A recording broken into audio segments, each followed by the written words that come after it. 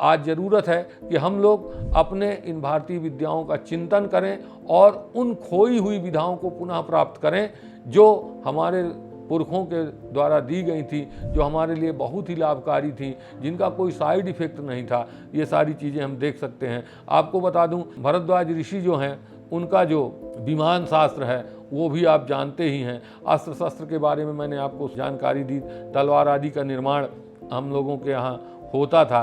और जो रसायन विद्या है, केमिस्ट्री जिसे आज आप कहते हैं, भौतिक शास्त्र जो फिजिक्स है, जीव विज्ञान बायोलॉजी है, वनस्पति विज्ञान बॉटनी है, ये सब हमारे यहाँ वर्णित थे। कौटिल्य के अर्थशास्त्र को अगर हम देखें तो वहाँ पर अनेक विद्याओं का उल्लेख हुआ है।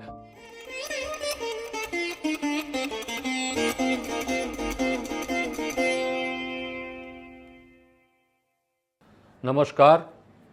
आज हम भारतीय ज्ञान परंपरा के बारे में कतिपय बिंदुओं के आधार पर चर्चा करेंगे। आप जानते हैं कि संस्कृत विश्व की प्राचीनतम भाषा है। इसमें वेद, ब्राह्मण, आरण्यक, उपनिषद, पुराण, महाकाव्य, विविध दर्शन तथा अन्य विविध प्रकार के साहित्य उपलब्ध हैं, जिनके अध्ययन से हम तत्कालीन संस्कृति और समाज का ज्ञान तो प्राप्त कर ही सकते हैं, हमारी ज्ञान परंपरा का भी परिज्ञान हमें प्राप्त हो सकता है। यहाँ ज्ञान परंपरा से हमारा तात्पर्य यह है कि जो भारतीय ज्ञान था वो केवल आध्यात्मिक परंपरा को लेकर प्रवृत्त होता था अथवा लौकिकता भी उसमें समाहित थी। इसके ज्ञान के लिए हमें समग्र साहित्य का आलोडन करना आवश्यक होगा और हम अति संक्षेप में इन्हीं बिंदुओं पर कुछ चर्चा करेंगे। आप जानते हैं कि हमारे देश में दर्शन की एक लंबी परंपरा रही है। भारतीय चिंतन लोक की ओर ध्यान तो देता था, किंतु अंततः अध्यात्म में ही उसका पर्यवसान होता था। वैशेषिक, न्याय, मीमांसा, सांख्य, योग, वेदांत, जैन, बौद्ध और शैव दर्शनों में वर्णित जो ज्ञान राशि है वो समग्र विश्व में अनोखी है। पुराण, महापुराण, उपपुराण, महाकाव्य, खंडकाव्य, रूपक, उपरूपक इत्यादि जितने भी साहित्य के प्रकार हैं वो भारतीय ज्ञान परंपरा के महनीय स्रोत हैं। हम यहाँ पर भारतीय ज्ञान परंपरा के कतिपय पक्षों पर चर्चा करेंगे। आप जानते हैं कि भारतीय ज्ञान परंपरा के मूल तत्वों में या उसका मूल स्रोत जो है वह ऋग्वेद है, जो विश्व साहित्य का सर्वप्राचीन ग्रंथ है। ग्रंथ के रूप में वह आज उपलब्ध है, किंतु प्रथमतः वह श्रुति के रूप में था। इसकी चर्चा कभी समय होने पर आगे करेंगे। तो इसके अध्ययन से हम यह जान पाते हैं कि उस समय मानव की स्थिति क्या थी, उस समय हमारी ज्ञान परंपराएं कितनी विकसित थीं। सबसे पहले हम उस ऋग्वेद पर के आधार पर कुछ देखने का प्रयास करेंगे। आप जानते हैं कि ऋग्वेद केवल स्तुति का ग्रंथ नहीं है। यह अंग्रेज़ों के द्वारा हम पर थोपा गया कि जो हमारा जो वैदिक साहित्य है वो कतिपय देवताओं की स्तुतियाँ हैं, कतिपय ऋषियों का कुछ कथ्य है जिसका कोई अर्थ नहीं है। यह वास्तव में हमारे ज्ञान परंपरा को छिपाने के लिए और हमें अपनी महनीय ज्ञान परंपरा से दूर करने के लिए कहा गया। तो आप देखें, हम रोज़मर्रा की चीज़ से शुरू करते हैं। लोग कहते हैं कि भारत को ये सब ज्ञान हमने दिया, भारत पूर्णतः पहले विकसित नहीं था। भारतीय ज्ञान परंपरा में हम देखते हैं जो हमारे रोज़ की चीज़ है, अन्न जिसे हम खाते हैं और जिससे हमारा जीवन चलता है, वो अन्न हमें कब और कैसे ज्ञात हुआ। आज हम जिस अन्न का उपयोग करते हैं वह हमें कहाँ से प्राप्त हुआ, ये अगर हमें जानना है तो आपको वैदिक साहित्य का आलोडन करना ही होगा। वैदिक काल में हमें धान का ज्ञान था, धान मतलब जिससे हम चावल बनाते हैं। हमें यव का ज्ञान था जिसे हम जौ कहते हैं। हमें उड़द का ज्ञान था, तिल का ज्ञान था, मूंग का ज्ञान था, खल्ल का ज्ञान था, प्रियंगू का ज्ञान था, अणु का ज्ञान था, श्यामाक का ज्ञान था। श्यामाक आज आप लोग जान रहे होंगे, फलहार में हम लोग उसका उपयोग करते हैं, जैसे सवा भी कहते हैं, या अपने अपने क्षेत्रीय भाषाओं में और कुछ कहा जाता होगा। उसे भगर भी कहा जाता है। नीवार, नीवार एक ऐसा धान्य है जो जंगलों में होता था, छोटे छोटे तालाबों के किनारे होता था, और हमारे जो वनवासी ऋषि मुनि थे वो उसी का आहार करते थे। कालिदास आदि के साहित्य में नीवारा, शुक कोटरा और भक मुख भ्रष्टा तरुणामधा जैसे में आप देखें कि नीवारों का वर्णन खूब है। और गेहूँ, गेहूँ के बारे में कहा जाता है कि पाश्चात्य देशों से आया है। गेहूँ का वर्णन भी हमें वहाँ मिलता है, मसूर का वर्णन मिलता है। और इतना ही नहीं, केवल ये अन्न ही मिलते नहीं हैं, उन अन्नों से बनने वाले विभिन्न प्रकार के जो व्यंजन हैं, उन व्यंजनों का भी वर्णन हमें वहाँ प्राप्त होता है। तो आप जान सकते हैं वेदों के अध्ययन से कि अन्न और उससे बनने वाले जो विविध व्यंजन हैं, उनका हमें परिज्ञान वैदिक काल से ही था। हमारा जो समाज था वो वैदिक काल में पूर्ण विकसित था और पूर्ण वैज्ञानिक भी था। हम एक तरफ अध्यात्म की चर्चा करते थे तो दूसरी तरफ विज्ञान की भी चर्चा किया करते थे। इसके अलावा देश में मधु, दूध, दही, घृत इत्यादि का प्रयोग होता था, और वो कैसे निकाला जाता है, कैसे बनाया जाता है, वहाँ सब कुछ आपको देखने को मिल जाएगा। तो हम जो है अन्न के मामले में भारत विश्व में सर्वप्राचीन है। वैदिक काल में इसका पूर्णतः परिज्ञान था। अब हम पर यह भी आरोप लगाया जाता है कि भारत जो है वो एक तरह से, अगर हमको कहा जाता है कि हम आध्यात्मिक थे, तो हमारे ऋषि मुनि जंगल में रहते थे। जंगल में जब रहते थे तो मिट्टी के बने पात्रों में भोजन करते थे और वलकल आदि धारण करते थे। ऐसी बातें कही जाती हैं। वास्तव में ये बात सही है कि हमारे ऋषि मुनि जंगलों में रहते थे, वो लोक से उनका संपर्क कम होता था, किंतु यह जो कुछ वो वर्णित है वहाँ पर, मिट्टी के पात्र में भोजन करना या किसी वृक्ष विशेष के पत्तों पर भोजन करना, ये सारी चीज़ें ब्रह्मचारियों के लिए और उन ऋषियों मुनियों के लिए थी। ऐसा नहीं है कि हम लोगों को बर्तन का ज्ञान नहीं था। आपको मैं बता दूं कि भोजन पकाना इत्यादि और विश्व के और वैज्ञानिकों की थ्योरी क्या है वो एक अलग बात है, लेकिन सबसे पहले अगर अग्नि का ज्ञान किसी व्यक्ति को हुआ था तो वो भारत के ऋषियों को हुआ था। भारत में आप देखेंगे कि ऋग्वेद में सर्वाधिक अग्नि सूक्त हैं, और पहला जो मंत्र है वो अग्नि सूक्त, अग्निमीडे पुरोहितम यज्ञस्य देव मृत्युजम होतारम रत्न धातमम्मा, ऐसा कह करके पहला मंत्र जो है वो अग्नि को लेकर के लिखा गया, और ऋग्वेद का जो पहला सूक्त है वो अग्नि सूक्त ही है। तो हमें जो है सबसे पहले अग्नि का ज्ञान हुआ, और अग्नि के ज्ञान होने के अनंतर आप जानते हैं कि वैज्ञानिक चिंतन या निर्माण की जो प्रक्रिया है वो अग्नि से ही शुरू हो जाती है। तो उस समय विभिन्न प्रकार के बर्तनों का, उपकरणों का आविष्कार हुआ। हमारे सामने यज्ञ संबंधी अनेक पात्र हैं, जिसे श्रुआ कहते हैं, श्रुच, जिसे प्याला कह लीजिए आज की भाषा में, प्याला का हमें ज्ञान था। चमस, जिसे आज हम चम्मच कहते हैं, वो भी ऋग्वेद में मिलता है।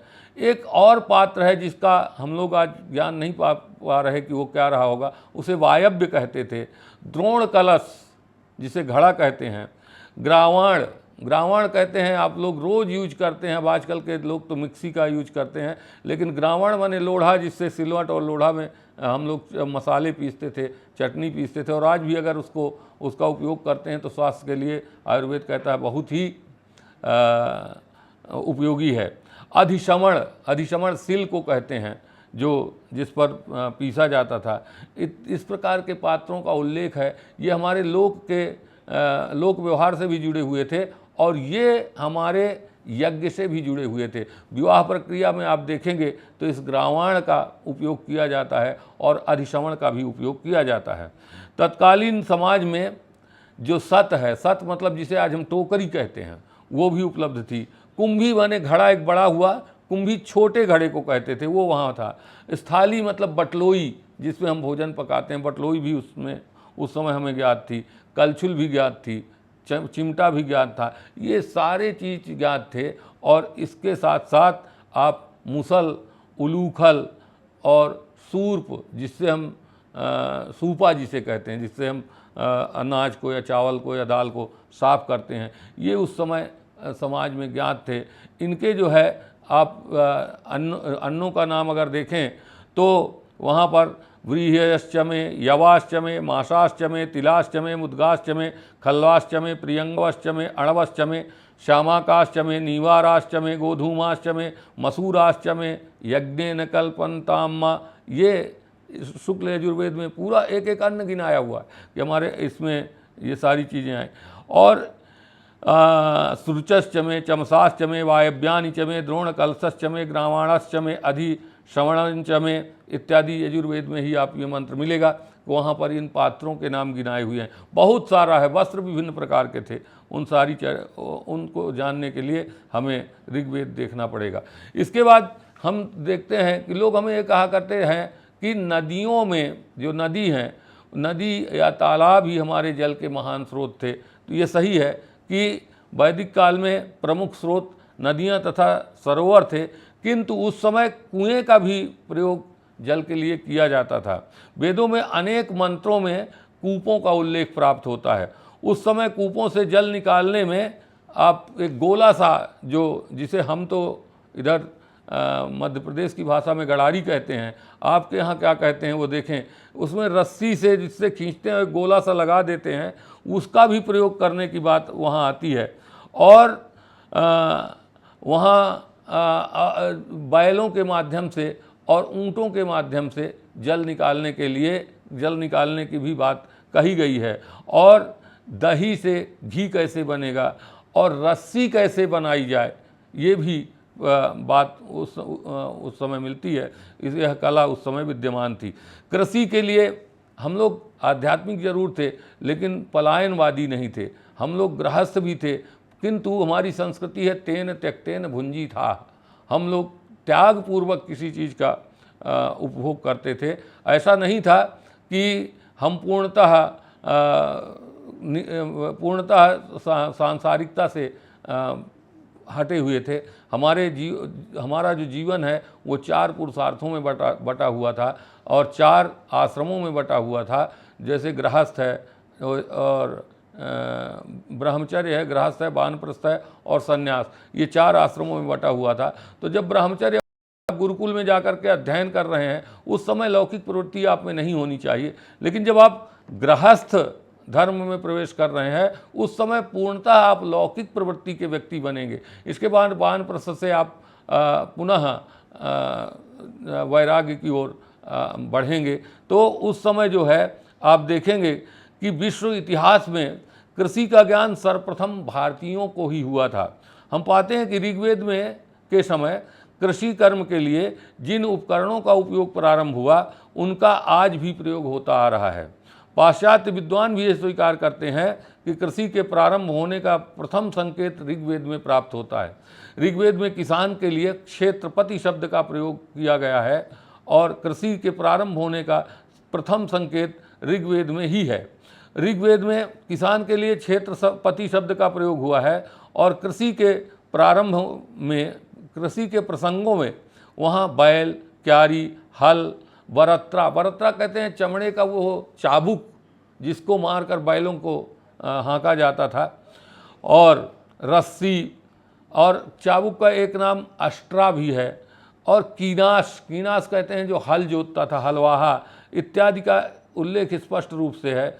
इससे यह स्पष्ट हो जाता है कि हल का आविष्कार भारत में हुआ। हल खींचने के लिए बैलों का प्रयोग भी भारत में ही प्रारंभ हुआ। उसमें हल में लोहे का फाल लगाया जाता था। क्यारियों का निर्माण करना इत्यादि जो है पूरे विश्व मानवता को भारत की ही देन है।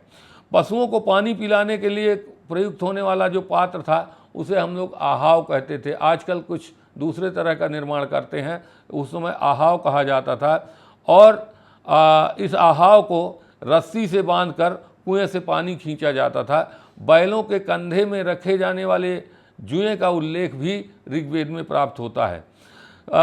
इसके अतिरिक्त जब हम एक दूसरे से दूसरे स्थान को जाते थे तो उस समय घोड़ा आदि तो हमारे साधन थे ही, लेकिन रथ आदि का निर्माण भी उस समय चलता था। वैदिक काल में घोड़े रथ में घोड़े जोते जाते थे। ऐसा प्रतीत होता है कि वैदिक कालीन यही प्रथा हमारे युग में एक्का या बग्घी के रूप में भी आविष्कृत हुई। हमें यह स्वीकार करना होगा कि रथ के आविष्कार ने ही आज के अत्याधुनिक कार इत्यादि वाहनों के आविष्कार में भी अपना योगदान दिया। हम अगर उस समय रथ का आविष्कार नहीं किए होते तो आज हम जो कार से या अन्य साधनों से एक स्थान से दूसरे स्थान में जाते हैं तो निस्संदेह उसका विकास नहीं हो पाता।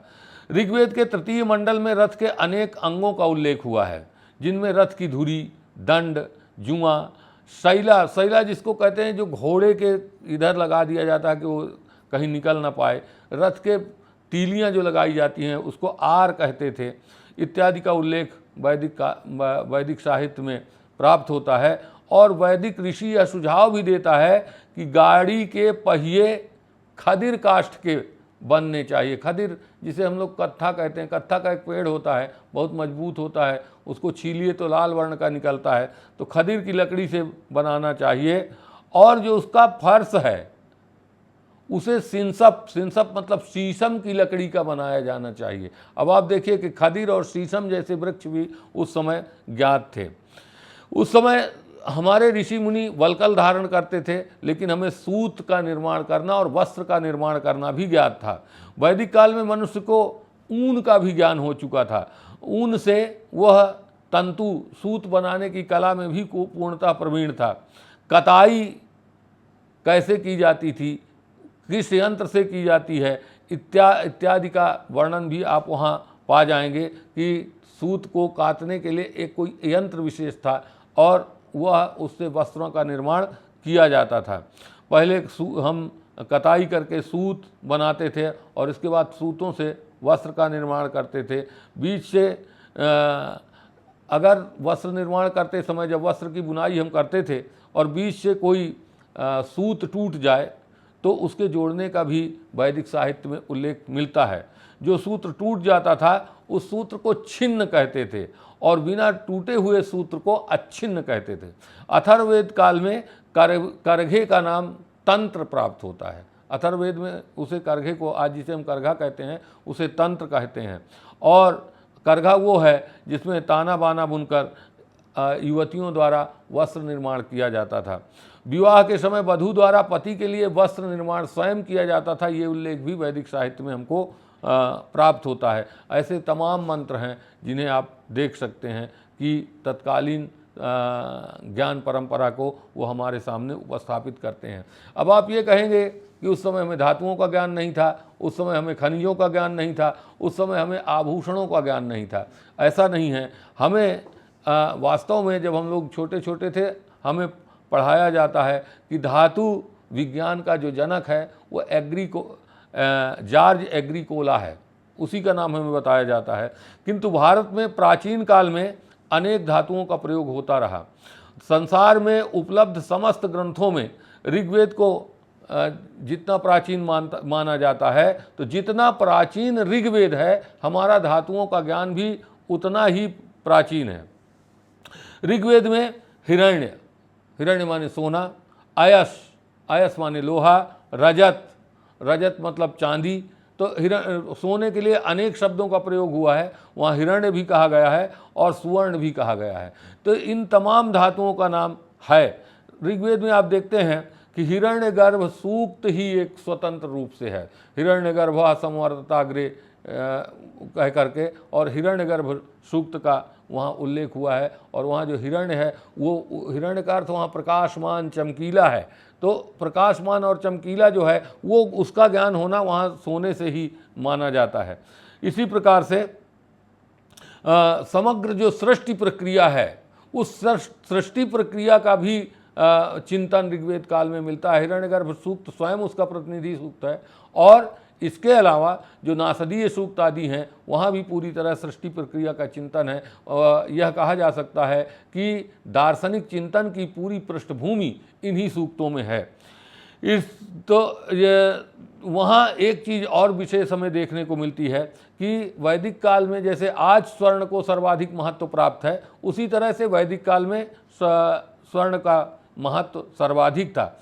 ऋग्वैदिक ऋषि हिरण्य को अत्यधिक प्रकाशमय तथा तेजोमय निरूपित करता है। वह सूर्य की शोभा का वर्णन करता हुआ सूर्य की भी उपमा हिरण्य यानी सोने से देता है। तो आप देखें कि हिरण्य को जब उपमान के रूप में रख रहा है, सूर्य के उपमान के रूप में, तो उस समय उन्हें स्वर्ण के कितने ही पक्षों, गुणों और प्रकारों का ज्ञान रहा होगा। समस्त ऋग्वेद में अनेक ऐसे संदर्भ प्राप्त होते हैं जहाँ पर सर्वाधिक वर्णन, धातुओं में अगर देखा जाए तो सर्वाधिक वर्णन जो है वो स्वर्ण का प्राप्त होता है। लौह धातु का भी वर्णन है। वैदिक ऋषि अनेकत्र उपमाओं के प्रसंग में लौह को उपमान के रूप में प्रस्तुत करता है, अर्थात अगर किसी के लिए मजबूती की बात वो करता है तो लोहे की बात करता है। एक मंत्र में विमान के चक्र को तो सोने से निर्मित बताया गया है कि विमान के जो चक्र हैं, विमान के जो पहिए हैं वो सोने से बने हुए हैं, क्योंकि वो अत्यधिक चमकीला है। किंतु उस चक्र में जो तीलियां लगी हुई हैं वो तीलियां लोहे की लगी हुई हैं। मतलब तीली अगर मजबूत होगी तभी चक्र मजबूत होगा। तो लोहा उतनी मजबूत, सोना उतनी मजबूत धातु नहीं है जितनी मजबूत धातु लोहा है। तो जो समग्र चक्र का निर्माण हो रहा है वो सोने से हो रहा है, लेकिन उसमें जो तीलियां लगाई जा रही हैं वो लोहे के कीलों का प्रयोग होना बताया जा रहा है। वहाँ एक लोहे के से बने हुए पैरों का भी उल्लेख हुआ है। लौह से पैर निर्मित किए गए। और विस्पला की कथा अगर आप लोग वहाँ सुने हो तो कृत्रिम पैर लगाने की बात भी ऋग्वेद में ही प्राप्त होती है। विस्पला एक रानी थी और वो युद्ध के लिए जाया करती थी। युद्ध में उसके पैर तलवार लगने से कट जाते हैं और अश्विनी कुमार आते हैं और कृत्रिम पैर बनाकर उसे तुरंत, ऐसा नहीं कि 1-2 महीने के लिए अस्पताल में भर्ती करें, उसी समय तुरंत उसे युद्ध के लिए तैयार कर देते हैं। तो लोहे से बनने वाले पैरों का उल्लेख भी होता है और शल्य चिकित्सा की भी बात वहाँ पर आती है। कई स्थलों में लोहे से बने हुए स्थूण माने एक ऐसा खूंटा जिसे हम कहते हैं, जिसमें हम लोग गाय बांधते हैं या ऊँट बांधते हैं या घोड़ा बांधते हैं, तो स्थूणों का भी उल्लेख हुआ है। स्तंभों का, लोह से निर्मित स्तंभों का भी उल्लेख वहाँ प्राप्त होता है। और अनेक अस्त्र और शस्त्र भी लोहे से बनाए जाते थे, ये भी वहाँ पर प्राप्त होती है। बाण जो बनाए जाते थे उनमें आगे लोहे की धार बनाने की बात है। और ऐसे बाणों का एक प्रकार ही था जिनके मुख लोहे के हों। ऐसे बाणों का प्रयोग जो है वो ऋग्वेद काल में प्रयुक्त होने लगे थे। ऋग्वेद में ही इन सब का उल्लेख मिलता है। तो इसलिए ऐसे बाणों की तीक्ष्णता का उल्लेख, लोहे के बाणों की तीक्ष्णता का उल्लेख तो करते ही हैं। किसी तीक्ष्ण मति वाले, तीक्ष्ण बुद्धि वाले व्यक्ति की भी चर्चा अगर की गई है तो वहाँ ये कहा गया कि इसकी बुद्धि लोहे से बने बाण की तरह तीक्ष्ण है। तो इस तरह से आप देखें कि अस्त्र शस्त्र का निर्माण धातुओं के ज्ञान के ही साथ हमें हो चला था।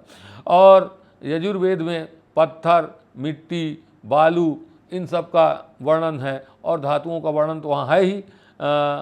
सोना का है, लोहा, तांबा, कांसा, सीसा और रांगा, इन धातुओं का भी वर्णन वहाँ पर होता है। कहीं कहीं जो अयस शब्द है, अयस शब्द आज लोहे का वाचक है, किंतु वेदों में इस शब्द का प्रयोग शीश के लिए भी हुआ है। और ट्रपु शब्द से वहाँ रांगा कहा गया है, श्याम शब्द से तांबा कहा गया है और लोह शब्द से लोहा कहा गया है। तैत्तिरीय संहिता में भी अनेकत्र जो है इन धातुओं का उल्लेख हमें मिलता है। यजुर्वेद में लोहे को तपाकर उससे अस्त्र बनाने की बात कही गई है, उसे भी हम देख सकते हैं। तो उस समय ये ऐसा लग रहा है कि लोहे को तपा करके धातु बनाने की निपुणता, पूर्णता प्राप्त हो चुकी थी। अथर्ववेद में भी लोहे को तपाकर धातु तैयार करने का संकेत प्राप्त होता है। और जो श्याम है, श्याम अर्थात तांबा, लोहित, लोहा, हरित, सोना, ट्रपु, रांगा इत्यादि, उनसे कैसे कैसे क्या निर्माण किया जाए ये बात भी अथर्ववेद में प्राप्त होती है। कहीं कहीं तांबा जो है, तांबा को भी उपमान के रूप में प्रयुक्त किया गया है। और भस्म बनाने की प्रक्रिया भी हमें मिलती है कि जो त्रपु है उससे किस तरह से भस्म बनाया जाएगा। बाद में आप देखेंगे कि जो भस्म है उसके बनाने की पूर्णतः प्रक्रिया हमको मिलती है आयुर्वेद में। आयुर्वेद में पूरी तरह से रसायन शास्त्र जो हमारा है वो विकसित हो चुका था, भौतिक शास्त्र हमारा वो भी विकसित हो चुका था। तो इस सारी चीज़ों का वर्णन हमें वैदिक साहित्य में प्राप्त होता है। इसके अतिरिक्त उस वैदिक काल में जो व्यवसाय थे, उद्योग धंधे थे, वो भी पूरी तरह से चले थे। आज की तरह मशीनरी उस समय भले न रही हो, लेकिन उन मशीनरियों का वारण हमारे आचार्य या हमारे ऋषि मुनि इसलिए करते थे कि वो प्रकृति के संरक्षण के साथ साथ जो उद्योग धंधे हो सकते हैं उन उद्योग धंधों को ही किया करते थे। तो उस समय जो है जो व्यवसाय थे वो पूर्णतः वर्ण व्यवस्था पर आश्रित थे। यजुर्वेद में अनेक ऐसे व्यवसायों का उल्लेख हुआ है जो पूर्णतः समाज में उस समय व्यवस्थित थे और हमारा पूरा जो समाज है वो उससे चला करता था। अनेक उद्योग धंधों और व्यवसायों का उल्लेख वहाँ जो किया गया है उसमें अति संक्षेप में अगर मैं कहूँ तो आप देखें जो कार्य शब्द से जिसका उल्लेख हुआ है, कार्य वो मतलब शिल्पकार होता था। रथकार मतलब रथ बनाने वाला। तक्षाण, तक्षा जिसे जो लकड़ी का काम किया करता था। कौलाल अर्थात कुम्हार जो मिट्टी के पात्र बनाने का काम किया करता था। ये सारी चीज़ें जो है वहाँ व्यवसाय के रूप में थे। वो कार्य वही लोग करते थे जिनके लिए व्यवस्थित था। कर्मार का मतलब भी शिल्पकार है। मणिकार मतलब जौहरी जो आभूषण आदि बनाता था। वप बीज बोने में जो दक्ष होता था, हर आदमी बीज नहीं बोता था, जो दक्ष होता था वही बोता था। आज भी अगर आप देखें तो गांव में कुछ ऐसे लोग हैं जिनको बुलाया जाता है कि आप बीज बो दें। वप जो बीज बोने वाला। इशुकार मतलब जो बाण बनाते था, उस बाण बनाने वाले के लिए। धनुष बनाने वाला, बाण कोई और बनाता था, धनुष कोई और बनाता था। बाण बनाने की निपुणता किसी और में थी, धनुष बनाने की निपुणता किसी और में थी। और जो धनुष में प्रत्यंचा लगती थी वो प्रत्यंचा बनाने वाला भी कोई और था, उसको ज्याकार कहते थे। रज्जु सर्ज मतलब जो रस्सी बना लेता था। हर आदमी रस्सी बनाने में निपुण नहीं होता था, रस्सी बनाने वाला भी कोई व्यक्ति था। और मृगयु, शिकार करने की परंपरा थी, शिकारी को मृगयु कहते थे। स्वनिन जो कुत्ता शिकार पकड़ने में बहुत तेज होते थे, उन्हें स्वनिन कहते थे। और स्वनिन उसे भी कहते थे जो कुत्तों की प्रजातियों को जानता हो, पहचान के बता दे कि ये कुत्ता किस नस्ल का है, ये कैसा काम करेगा। पौंजिष्ठ मतलब मछुआरा, जो मछली पकड़ने का काम करते थे। बिदलकारी जो बांस को फाड़ करके और बांस के बर्तन बनाते थे, उनको बिदलकारी कहते थे। और कंटकीकारी जो कांटों का काम किया करते थे, उन्हें कंटकीकारी कहते थे। गोपाल जो गाय पालता था। आविपाल जो भेड़ पालता था। अजपाल जो बकरी पालता था। कीनास किसान। सुराकार जो मद्य बनाता था। गृहप द्वारपाल जिसे हम आज चौकीदार कहते हैं, वो गृहप होता था। और एक द्वारपाल जब द्वार में है और कोई व्यक्ति आ जाए तो स्वामी को सूचना देने के लिए भी एक आदमी होना चाहिए। तो जो द्वारपाल के साथ एक रहता था उसको अनुक्षत्री कहते थे। वो जब कोई आता था तो वो अंदर जा कर के सूचना दिया करता था। दारवाहार जो लकड़ी का काम करता था, लकड़हारा। अग्नियेध आग को जलाने वाला। प्रच्छिद किसी भी चीज़ के टुकड़े करने वाला। वणिक व्यापार करने वाला जो तमाम हमारी ज़रूरतों की चीज़ों को ला करके बेचा करता था। हिरण्यकार जो सुनार है उसको हिरण्यकार कहते थे। कैवर्त जो मछुआरा है उसको कैवर्त कहते थे। अयस्ताप जो लोहे को पिघला कर काम कर जाए, लोहार। रजयित्री जो कपड़ों को रंगा करती थी, ऐसी महिला जिसे रंगरेजिन कहते हैं आज। और वासह पलपूली जो कपड़े धोती थी, जो उस समय ड्राई क्लीन वगैरह करते रहे होंगे, उसे वासा पलपूली कहते हैं। तो इस तरह के जो शब्द मिलते हैं उनसे ये पता लगता है कि उस समय ये सारी चीज़ें थीं और पूर्णतः विकसित थी, और वो जो परंपरा है वो आज भी हमारे समाज तक आ रही है। अब मशीनी युग में हम लोग भूल गए हैं, लेकिन वो लोग अभी भी कार्य कर रहे हैं। तो इन सब जो यजुर्वेद में जो ये शब्द प्रयुक्त हैं, इनसे तत्कालीन व्यवसाय और उद्योग धंधों पर प्रकाश पड़ता है। इसी तरह से वहाँ गणित का जो ज्ञान था वो भी बहुत ऋग्वैदिक काल से ही हमारे गणित की तीक्ष्णता थी। आर्यभट्ट ने शून्य का सिद्धांत दिया, ये सही है, लेकिन उनके पहले भी बहुत बड़ा चिंतन गणित के क्षेत्र में हो चुका था। 1 से लेकर के और 1 खरब तक की गिनती गणना वहाँ की गई है, और बीज गणित भी वहाँ है, रेखा गणित भी वहाँ है, त्रिकोणमिति भी वहाँ मिलता है। बाद में आप देखते हैं कि ज्योतिष शास्त्र में इनका पूर्णतः विकसित रूप हमको मिलता है। आप देखेंगे कि यज्ञ मंडप और जो यज्ञ वेदी बनाने के लिए शुल्ब सूत्रों में जिस तरह का माप बताया गया, वो आज के माप से कहीं बहुत आगे है, उनको हमें देखना चाहिए।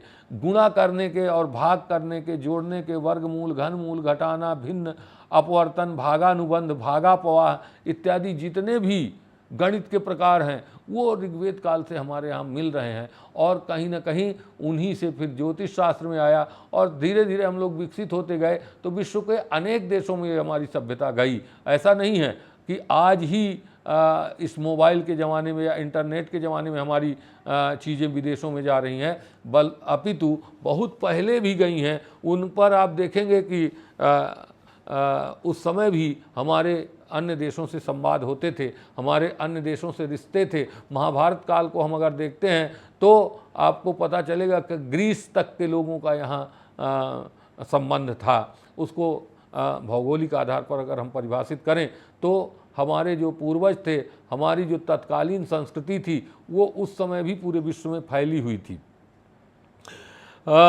इसके बाद आयुर्वेद और शल्य चिकित्सा जो है वो हमारी पूर्णतः विकसित थी।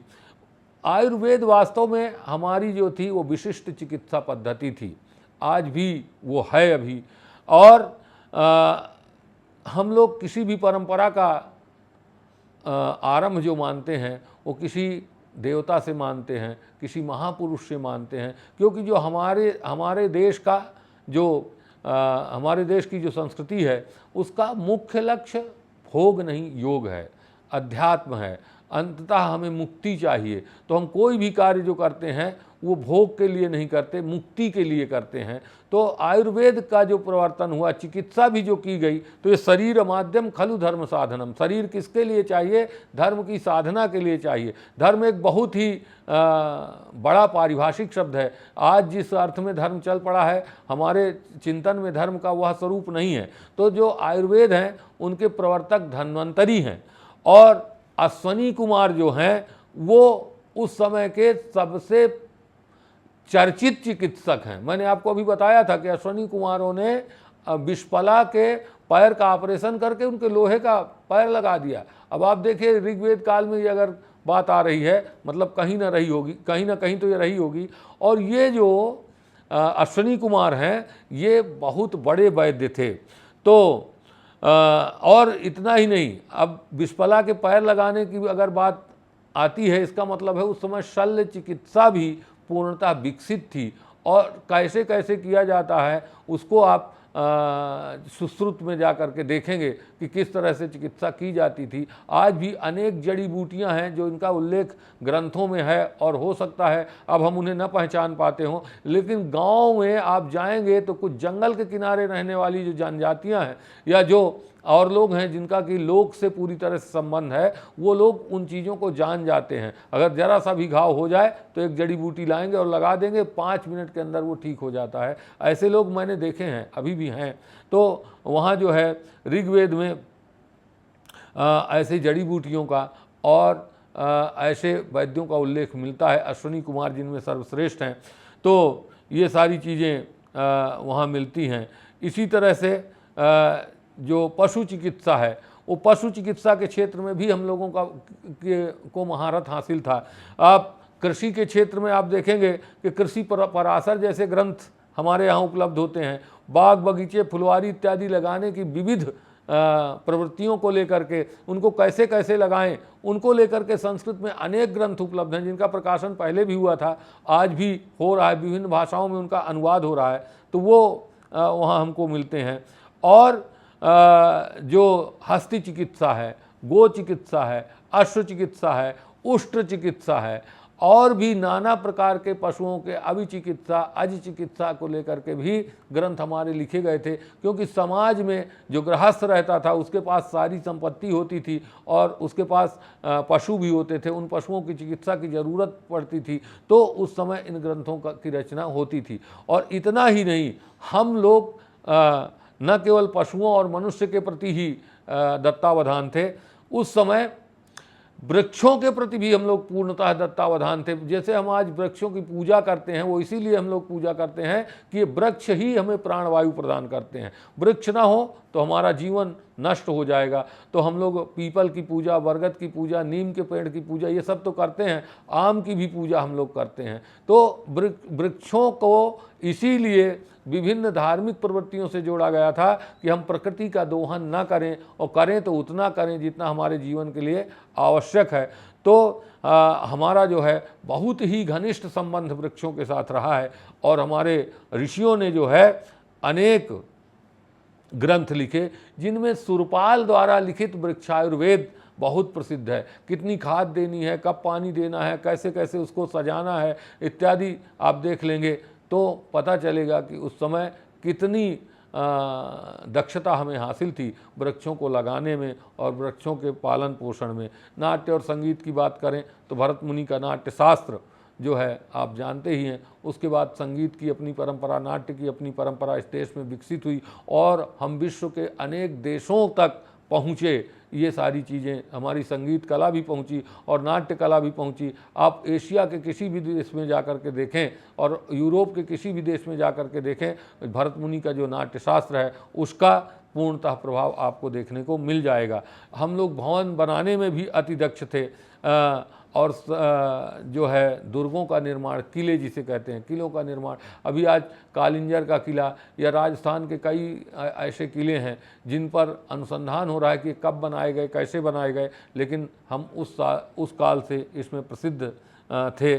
और मय नामक, पहले तो विश्वकर्मा सबसे बड़े शिल्पी हैं, और विश्वकर्मा के बाद मय नामक एक शिल्पी का नाम मिलता है। मय मतम नाम से उसका बहुत बड़ा ग्रंथ है, जहाँ की भवन निर्माण और दुर्ग निर्माण की बात की गई है। तो इस तरह से सारी चीज़ें हमारे देश में थीं और वो चल रही हैं, किन्हीं कारणवश वो अस्त हो गई। वास्तव में जो आक्रांता आए उनने हमें हमारी संस्कृति और हमारी विद्या से दूर करने का काम किया, और वो इसलिए उन्होंने किया कि हम जब अपनी संस्कृति से विरक्त हो जाएंगे तो हम उनकी संस्कृति को अपना लेंगे, और जब हम उनकी संस्कृति को अपना लेंगे तो हम हमेशा उनके द्वारा शासित होते रहेंगे, क्योंकि हम अपने स्वत्व को भूल जाएंगे। इसके लिए वो हमारे विद्याओं की निंदा भी करते रहे, किंतु हमारे सामने निंदा करते रहे, अपने सामने उसी से सीख करके, और वो बहुत आगे बढ़ते चले गए। तो आज ज़रूरत है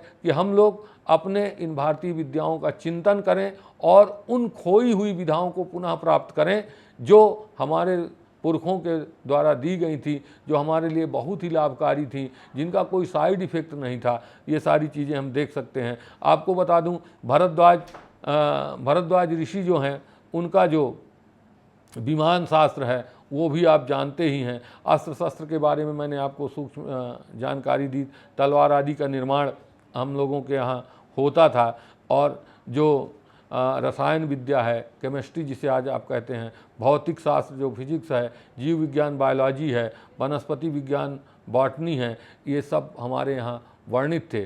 कौटिल्य के अर्थशास्त्र को अगर हम देखें तो वहाँ पर अनेक विद्याओं का उल्लेख हुआ है।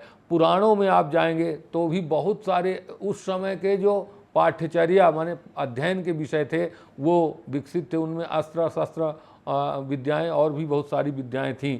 तो हमारा एक बहुत सारा अंश अभी ऐसा पड़ा हुआ है जिनमें हमें अनुसंधान और अन्वेषण करने की ज़रूरत है। आप लोगों ने मुझे सुना, इसके लिए मैं आप सबको धन्यवाद देता हुआ अपनी वाणी को यहीं विराम देता हूँ। धन्यवाद।